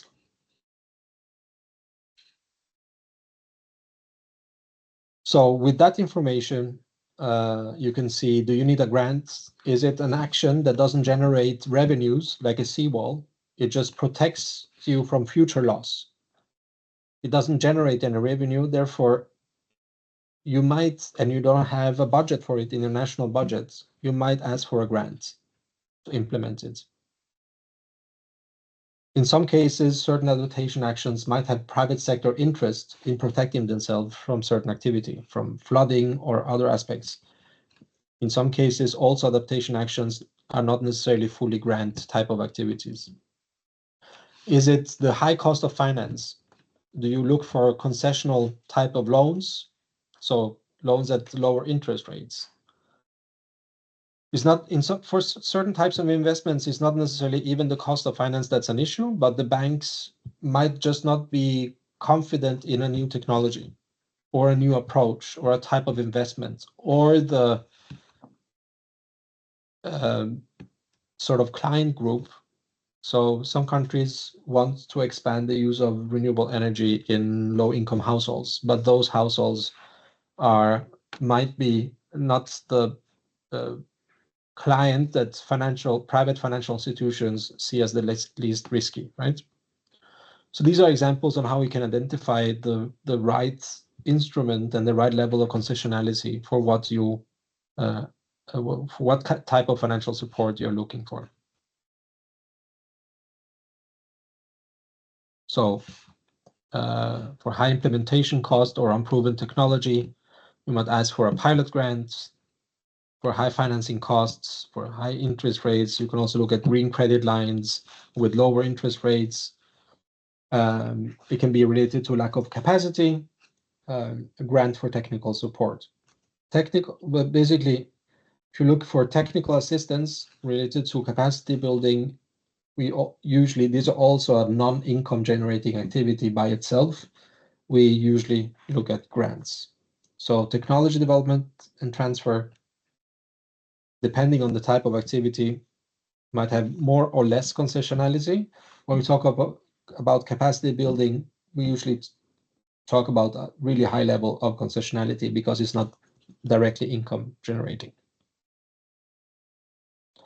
And some other instruments that might work together. You might have a pilot grant and ask for a concessional loan to scale up, and you need a guarantee because to remove the risks of financial institutions to enable this loan from happening. So it can become quite complex in the end. But what is important in terms of being specific about your support needs, which in the end also I think it would be highly valuable for countries to structure their proposals. So basically to attract international finance for their climate actions, is to be specific to this level of specificity. So consider most effective instrument to achieve each action that you have identified. Again, as I mentioned, the difference between grants, debt finance, depends really on the sort of cash flows and if it will provide income or not, type of activity you need support for. And then you have other instruments like guarantees, which basically similar to insurance, ensures that expected revenues are realized, or guarantees on technology as well. So depending on the barriers specifically, you might identify different type of guarantees. What is unrealistic is basically actions that have negative cash flows over the lifetime due to operating costs. You would probably not receive grants to cover those. So it's really about making each project an action that you need support for self-sustainable in the long run. So you might ask for a grant to install a seawall, but it will be really hard for you to get a grant to cover the operating maintenance and so forth over the lifetime of the seawall. So you need to still look for national resources or other sources to cover operation and maintenance. And in general, we see that easier to find grants for adaptation than mitigation. Then I mentioned this already. You need to identify technology and capacity constraints and assign monetary value to those. And then in your reporting, you just cross-reference between the financial support needs. So you need this and this much for a specific investment, and then tick off that it is also related to technology development or capacity support needs. And then in those specific tables, you specify, as Kulthum mentioned, qualitatively what the specific needs are. So I hope this stepwise approach gave you an idea of at least where to start from. And I say it's a step by step that needs to be taken. But if you start in step one, having an overview of costs and you start reporting only that because that's how far you've gotten, I think that's already a huge improvement compared to the overview that we see is provided by many countries at this stage. So whatever you can create an overview of for yourself and for the reporting, I think will be useful. So it's not that if you don't get through all the steps, you will not basically be done. I think it's a journey, and each step counts, and we can learn from. Again, first step: map costs and benefits, identify national sources of finance available and gaps to achieve implementation. Then you look at barriers for investments and identify appropriate financial instruments, and assign monetary value to technology and capacity support needed. And this will give you a full overview and will also enable you to communicate what your needs are in a very detailed way. And that was it for this, at least this presentation. And I think you might have questions. I'm here to answer them. Please go ahead. Thank you very much, Federico, for this very informative session. We have already one question from Leah from Lebanon. She's saying, thank you, Federico, for the presentation. I have a question regarding the financial support received. Sometimes we have small adaptation projects with minimal budgets compared to large-scale mitigation or adaptation projects. Is there a benchmark for the minimum amount that needs to be reported? Additionally, we can aggregate small projects under one thematic objective or by deliverables so that we avoid redundant entries in the ETF table. Well, this is where your country reporting, basically, that's your choice. That's the easy answer, I would say. Personally, I think that the MPGs mentioned program. So I don't think you need to go into activity level within projects necessarily. So let's say you have a Jeff star allocation project that contains both information that contains both activities related to, I don't know, improving institutional arrangements, and also has an aspect of improving the transparency system, and also has aspects of capacity building in one project. I think that would be one activity that you report on the financial support received.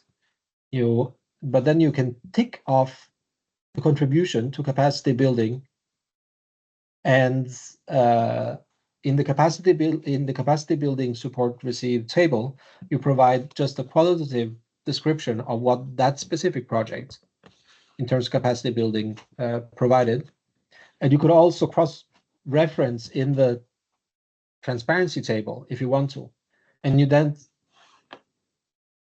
some might disagree, but don't then report the amount, and you can just inform that the financial amount has been reported under the overall project, the overall Jeff project.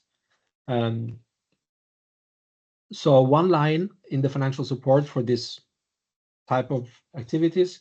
If you have smaller adaptation projects, I'm not completely sure. I mean, that's up to you. I think grouping them, unless it's from the same donor, I don't think would make much sense.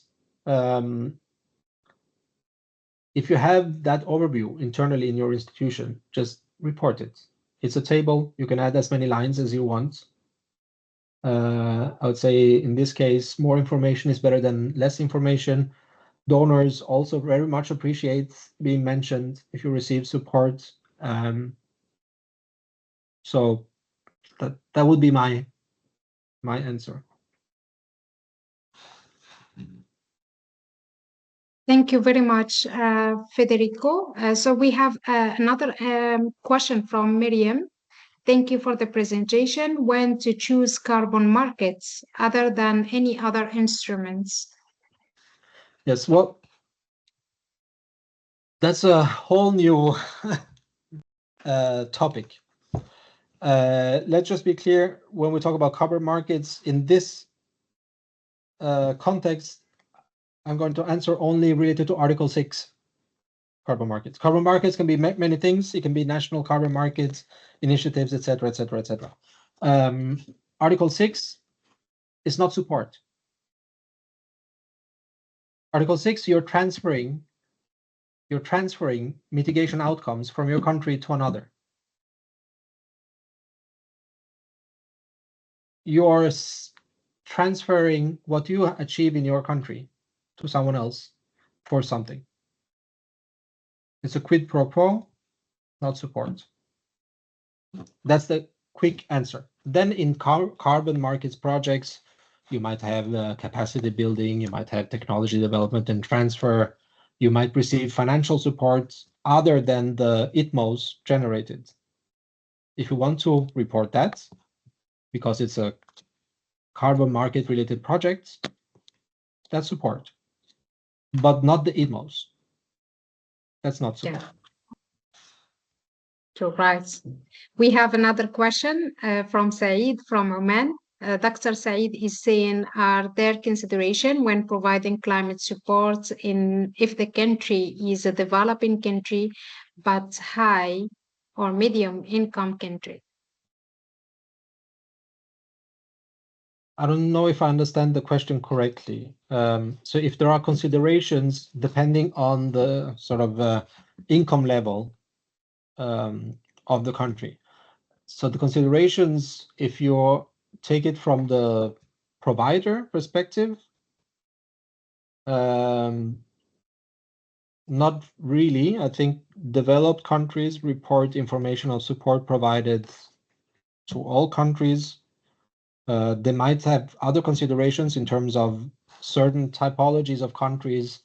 It's not in their strategy to provide most of their support to upper middle income countries, for instance, or others. There might be these types of consideration. If you talk from the recipient perspective, I'm not sure. I see that when we talk about climate support, it really depends who gets it. There are certain projects, programs by donors which are dedicatedly targeting least developed countries, SIDS.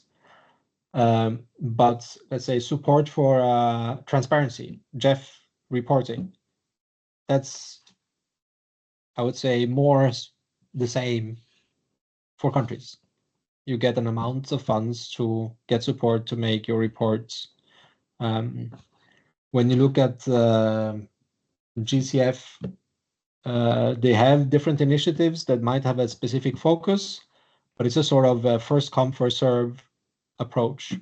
If you look at Jeff, you have the star allocation for countries for climate, which is based on different weights, which also depends on the income level of countries as well. So it really depends on the question. So if you want to take the floor, maybe I can provide more targeted responses. Yeah, Mr. Saeed, are you with us? You can just explain your question. Tom, can you hear me? Yes, we can hear you. Federico, thank you for your very informative presentation. Very helpful. My question is, you know, in the Paris Agreement, there is a clear definition and two only classification. They are developed and developing. But in the negotiation, you know, developed countries try to put a new classification for those who, you know, receive these support, like high income countries or medium income countries. So we feel that it's making a lot more difficult for countries like Oman, for example. It's a developing countries.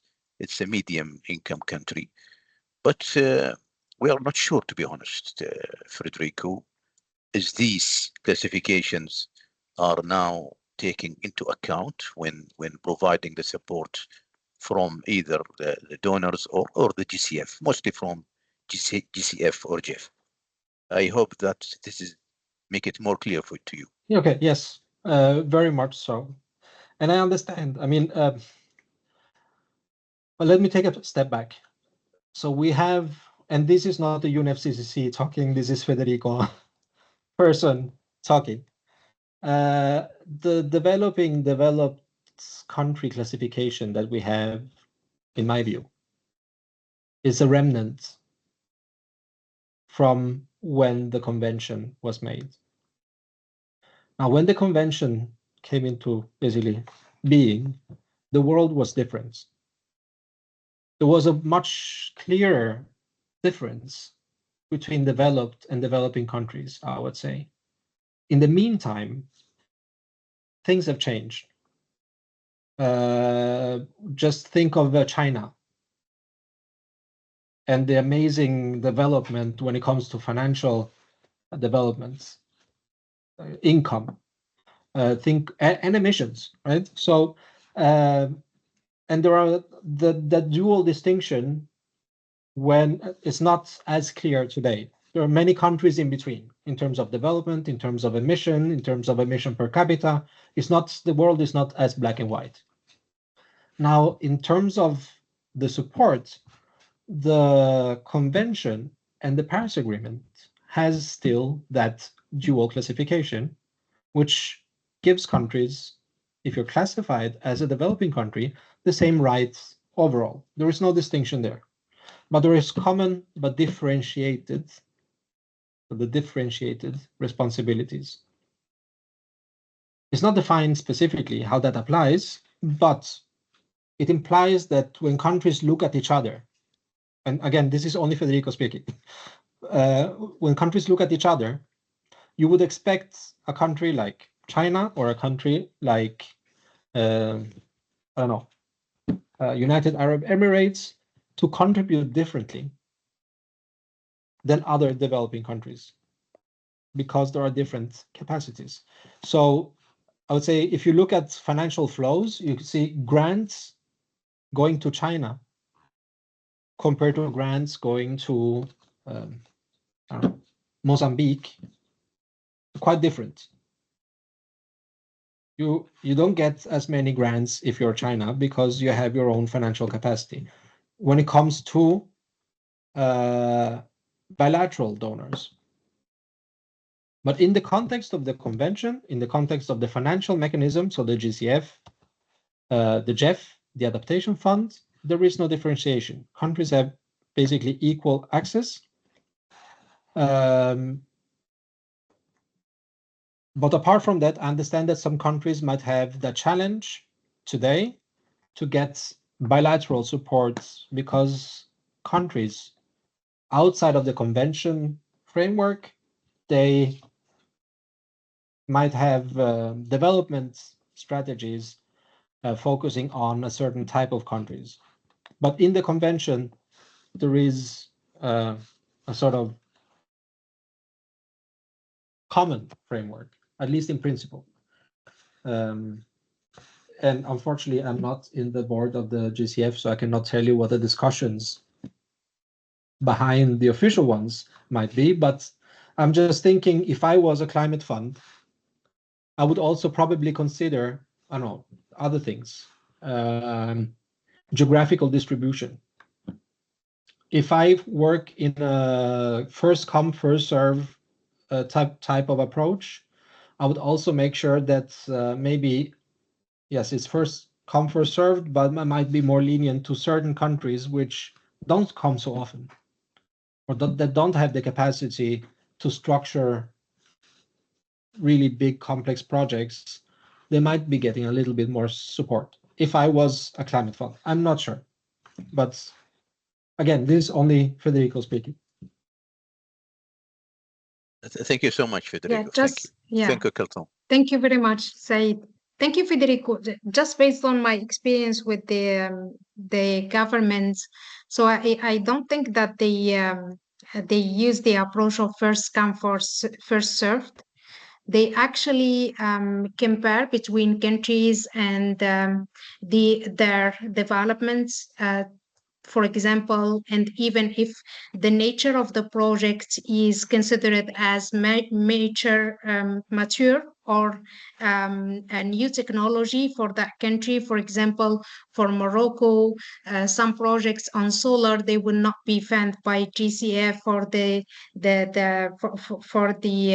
reason that Morocco is very developed in this field. So they and even when for example from Africa, SID country or LDC country submits its requests in comparison with developing country, they gives much more priority to LDCs and SIDs. Yeah, well, let me be more specific. First come, first serve is not that basically you get the funds if you submit an application. You still need to provide the due documentation of why you need that support, why that specific amount of concessionality. Is it really something for the GCF to support, Exactly. or would it be enough to go through your own financial system in your respective market and so forth? That's still consideration that each application is. But basically what I was saying is that if you don't submit an application, you won't get the funds. For the GEF, you get a star allocation. You have a sort of pot of money that is yours to use as you want, as long as you submit the proposal and you reply to the comments and you etc etc etc. So that was just a different, and basically there is no allocated budget in the GCF between the countries. It's all based on on submissions of proposals, basically. That was, yeah. And this is actually why they are requiring now the establishment of country program. So each country should establish its country program, which contain like 5 projects for developing countries. I think you can go until 8 projects, but these are just your priorities for 5 years. So this is how they are actually structuring their support. All right, we have Leah from Lebanon.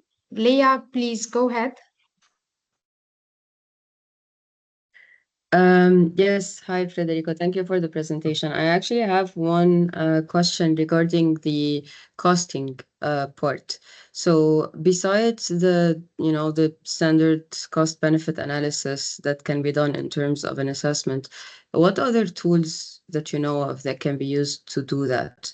Specifically when you're, I mean, you gave one example on the renewable energy, but what other tools can be used or can you recommend? It really depends on what level you want to do it, and you might use a multitude of them. I mean, for some projects, you might already have existing feasibility studies that will provide you with a lot of information. For other type of activities, you might only have identified technologies in your, I don't know, renewable energy strategy.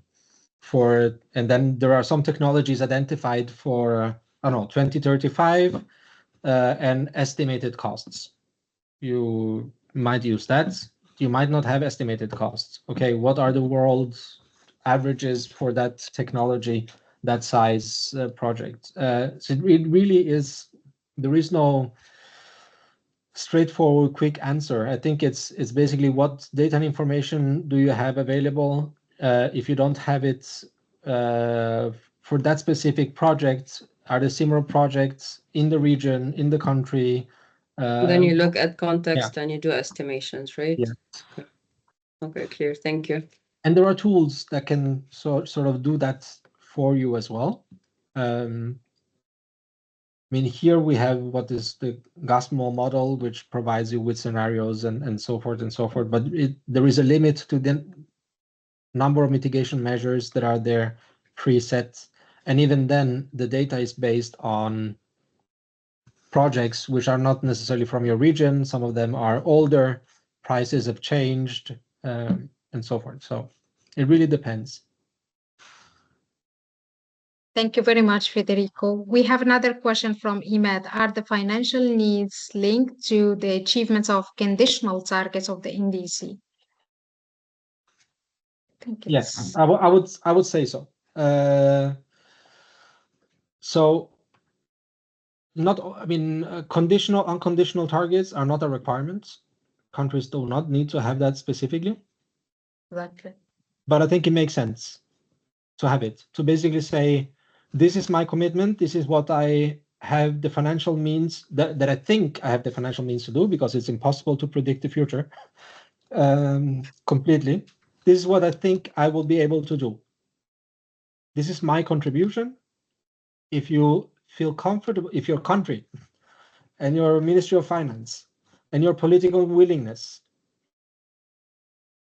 are confident enough to be able to communicate that, I think that's great. I think that's amazing. Not all can, which is also very much understandable. So that's the unconditional. This is what we will do. And then this is what if you can communicate, not only this is what I could do, but without a context for that conditional target is a little bit too loose in my view. So if you can attach the financial technology development and transfer and capacity building needs to your conditional targets, that is, I think, where you get really an added value, because this is what we could do with the support that we would need to be able to do it. Yeah, absolutely. Thank you very much, Federico. I think now one other comments from from Hassan Agouzoul from Morocco. Carbon market is not included in the financial supports, but must be included in the funding received, right? I think it's no, since it's not supports. Again, if it's Article 6, ITMOs, internationally transferable mitigation outcomes, those credits are not support. This is something you have basically, you are subtracting those emission reductions from your NDC budget, carbon budget, basically. You're not receiving any support. You're actually just selling an asset of your country. Yeah, it's a market. So that is not support. It's very important for you to understand that. And you shouldn't see it as support. And you shouldn't undersell it. It's an asset of your country. Yeah, if you receive, thank you very much. Yeah, if you receive support to establish carbon markets and training and a big program, that's fine. You can report it as support, but not the credits. Mm-hmm.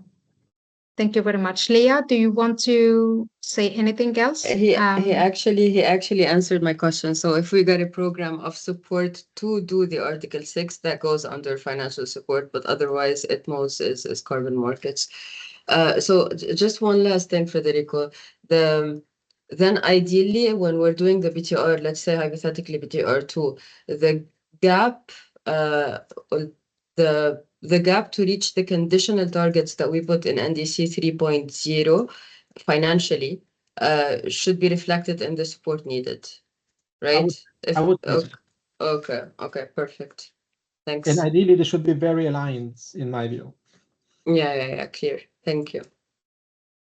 Okay, thank you very much. Guys, I think we still have some time for just only for the Menti before closing. Thank you very much, Federico, for your time and for everything. It was very informative and a very good session, very helpful for countries. So, yes, so please stay with me. We will do kind of feedback and some questions.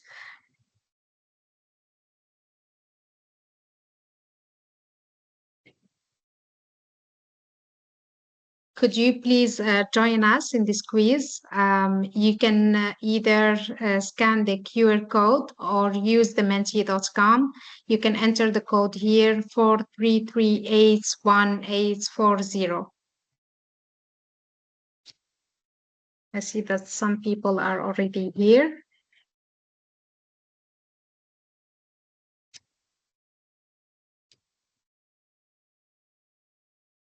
All right, so you can still join us.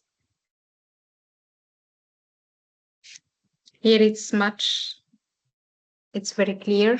All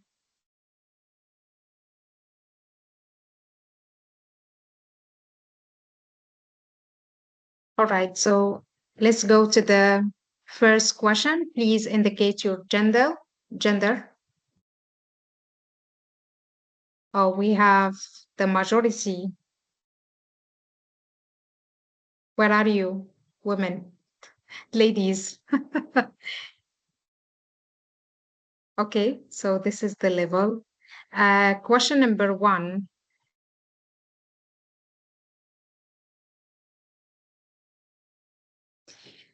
Does your country have a system in place to track financial flows related to climate support? Is it yes, no, or in development?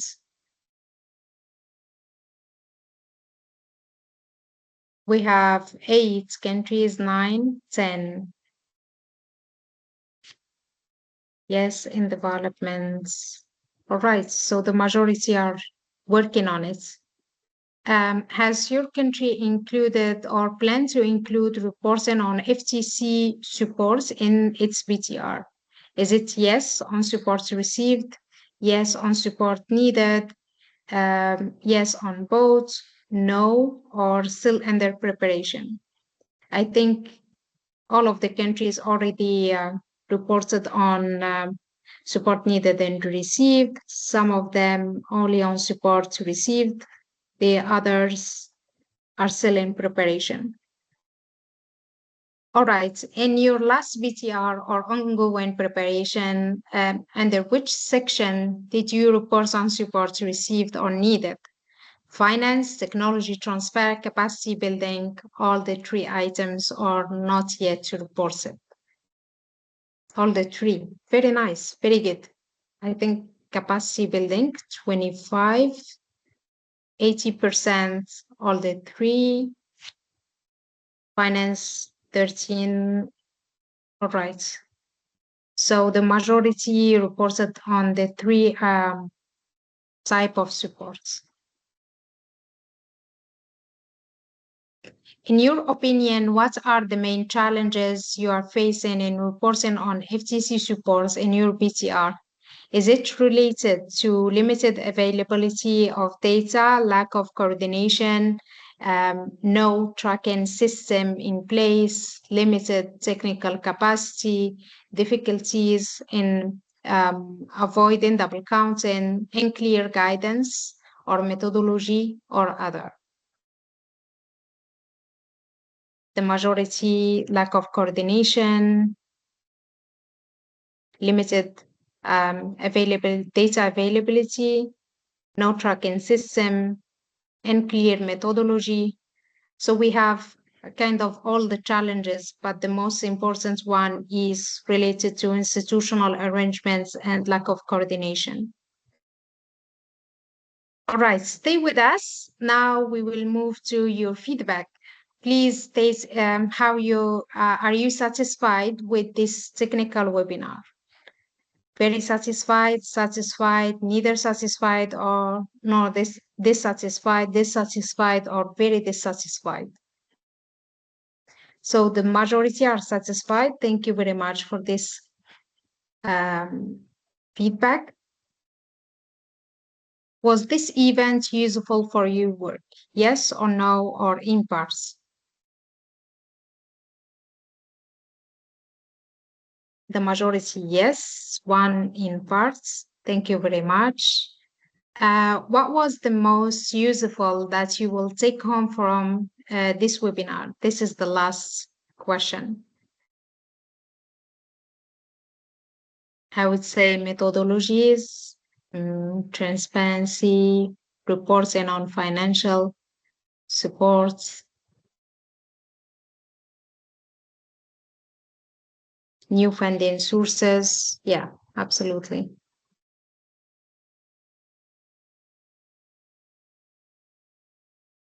Financial costing and the clarity on financial support reporting, methodologies, financial supports.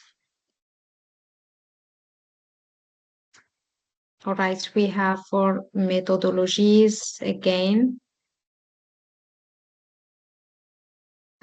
Green taxonomy, interministerial coordination, clarity on financial supports. All right. Thank you very much, guys, for joining us today. And thank you, Federico, for your time, for your expertise. It was very, very, very, very informative. And I think that countries also enjoyed this session. So please to upload, to download the presentations, they are here. I already shared with you the link on our climate transparency platform. And in a while, I will share also the recording on YouTube channel.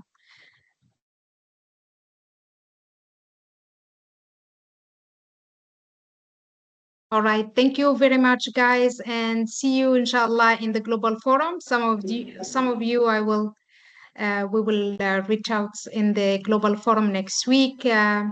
And after that, we will have also NDC tracking webinar series.